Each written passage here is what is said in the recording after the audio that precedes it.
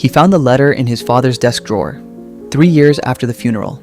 What he read inside didn't just change everything he thought he knew about his dad, it revealed a truth about himself he'd spent his whole life running from. Some secrets are kept to protect us. Others are kept because the truth is too painful to face.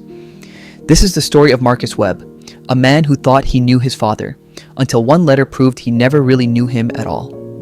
Marcus Webb grew up in the shadow of his father's disappointment. Robert Webb was a decorated veteran, a high school principal, and the kind of man who believed in discipline, structure, and never showing weakness. He was respected in their small Ohio town, feared even. But to Marcus, he was just cold. Marcus remembered the silences at dinner, the way his father would look at him, like he was studying a problem he couldn't solve. When Marcus brought home a B instead of an A, there was no encouragement, just a quiet shake of the head.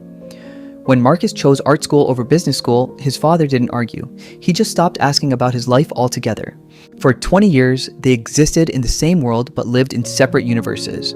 Birthday cards signed without messages, Christmas visits that felt like obligations, phone calls that never lasted more than 3 minutes. Marcus told himself he didn't care. He built a life in Chicago, became a graphic designer, got married, had a daughter. He convinced himself he didn't need his father's approval anymore. But deep down, he still felt like that kid at the dinner table, waiting for a father who would never see him. Then, 3 years ago, Robert Webb died of a heart attack. Sudden. No warning. No goodbye. Marcus flew back for the funeral. He gave a eulogy full of polite lies. And when it was over, he went back to Chicago, thinking that chapter of his life was finally closed. But then came the call. His mother needed help clearing out the house before selling it. Marcus drove back on a cold Saturday morning in November, dreading every mile. The house smelled like dust and old memories. His mother worked upstairs while Marcus started in his father's study, a room he'd barely been allowed in as a child. The desk was exactly as his father had left it. Pens in their holder, paper stacked with military precision, a photo of Marcus's mother on the corner, but none of Marcus.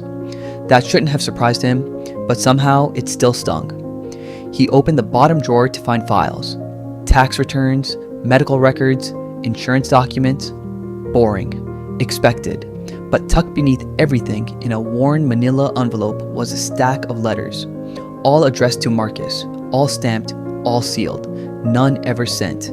His hand started shaking before he even opened the first one. The first letter was dated March 15th, 2003.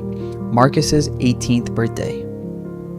Dear Marcus, today you're a man. I don't know how to say this to your face, so I'm writing it here, where I can be honest without failing you again.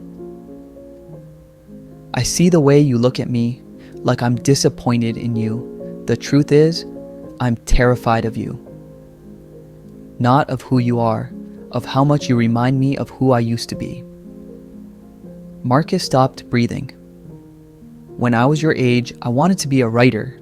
I filled notebooks with stories, poems, anything I could dream up.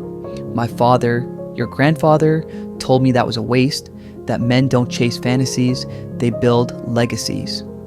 So I joined the military. I buried the part of me that created things. I became what I was supposed to be. And every time I look at you, drawing, painting, dreaming, I see the version of myself I killed, and I don't know whether to be proud of you or ashamed of myself. The letter ended with no signature, just, I'm sorry, I don't know how to tell you this. Marcus opened the second letter, then the third, then the fourth, 27 letters total, spanning 2 decades. Some were short, others went on for pages, but every single one said the thing Robert Webb could never say out loud. I'm proud of you. I always have been. The last letter was dated just 2 weeks before his father died. Marcus, I'm writing this one because I know I'll never send it either, but if you ever find these, I need you to understand. I kept my distance because I thought it would make you stronger. I thought if I didn't soften you with affection, you'd become tougher than I ever was. I was wrong. All I did was make you think you weren't enough. And that's the one thing I'll never forgive myself for.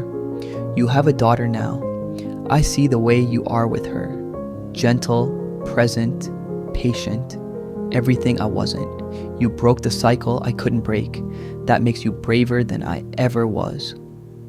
Marcus sat on the floor of his father's study, surrounded by 2 decades of unspoken love, and finally understood. His father hadn't been absent because he didn't care.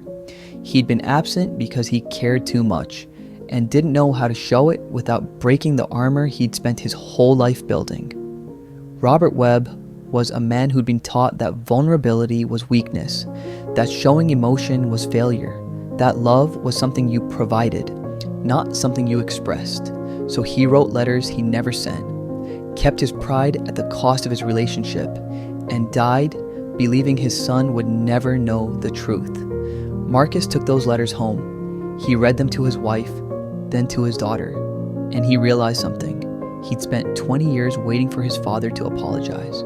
But his father had been apologizing the whole time, just in a language Marcus didn't know how to hear. He started writing his own letters, not to hide in a drawer, but to give directly to his daughter. Every birthday, every milestone, every moment he wanted her to know she was seen. Because he learned the hardest lesson of all: love that's never expressed becomes a letter that's never sent. Regret isn't just about the things we do wrong, it's about the things we feel deeply but never say out loud. His father taught him that, just 20 years too late. Marcus still keeps those letters. He reads them on hard days, shares them with people who feel unseen by the ones they love. Because sometimes the people who hurt us the most are just carrying pain they don't know how to put down. And sometimes understanding that doesn't erase the hurt, but it does make room for forgiveness. If this story moved you, take a moment today. Send the message you've been putting off. Say the thing you think they already know. Don't let your love become a letter that's never sent.